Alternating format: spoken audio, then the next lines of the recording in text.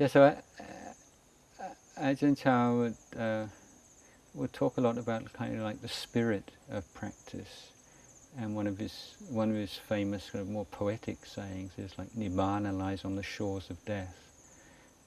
Otherwise, you have to put your life on the line. You have to be willing to die for this. That's the kind of sincerity and dedication that you need.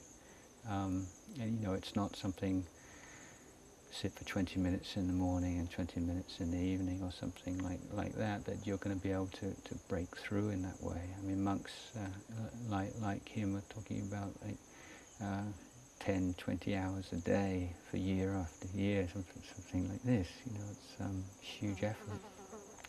But he would compare the Dhamma teachings like the weapons. You're in like a struggle, and so the kind of imagery that forest monks use in northeast Thailand. Again, he at that time was kind of a young man, and often the monks are young, and there's sort of a lot of imagery from like warfare and from boxing and stuff like that. So sometimes it can seem a bit become macho and over the top, but that kind of warrior instinct, that's very strong in the sort of forest tradition. And so he was talking about using the Dhamma as weapons, and he had a lovely simile. He said, in those days it was tough, but at the same time, you really enjoyed it. And he said it's like a particular kind of leaves like in the forest that he liked to eat, called pega leaves, and you put this chili sauce on it. And people in northeast Thailand like very, very spicy food.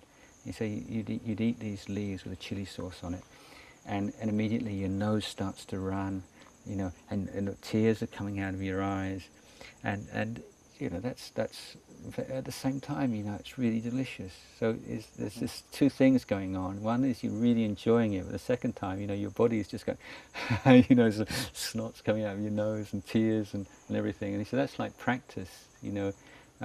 One part of it is just so tough and so harsh and so hard, but the other part is just wonderful, and you wouldn't want to do anything else.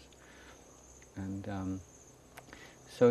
he said that he himself found that in lonely places and mountains and caves and struggling and fighting, as it were, or trying to deal with all the defilements, and at the same time recollecting the Buddha and the Dhamma and the Sangha and the things that he had achieved in his practice already, would give rise to very strong joy.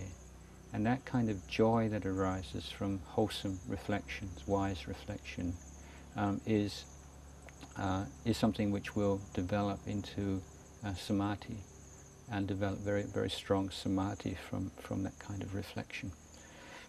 And this was something that he experienced himself.